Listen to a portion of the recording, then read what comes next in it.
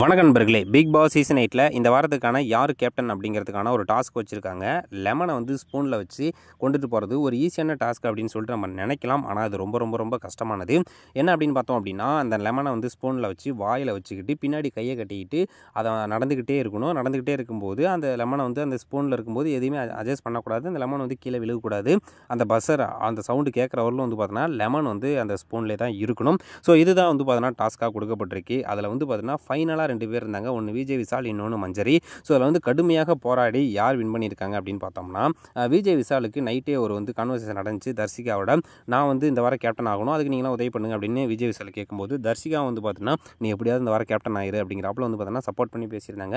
அப்படியே சின்னதாக வந்து ஒரு லவ் ஒரு ஆப்பில் கூட இருந்துகிட்டு இருந்துச்சு. ஆனால் மஞ்சரி அவர்கள் இந்த வீக் எப்படியாச்சும் கேப்டன் ஆகணும் அப்படின்னு சொல்லிட்டு அவங்களும் கடுமையாக போராடி அந்த டாஸ்கில் வந்து மஞ்சரி அவர்கள் தான் வின் பண்ணியிருக்காங்க. கடைசி ஊரில் அந்த ஸ்பூனை வந்து வாயில் வச்சு கடிச்சிக்கிட்டே இருந்ததில் டாஸ்கில் வின் பண்ணது நம்ம மஞ்சரி. இந்த வாரம் கேப்டனாக மஞ்சரி அவர்கள் தேர்வு செஞ்சு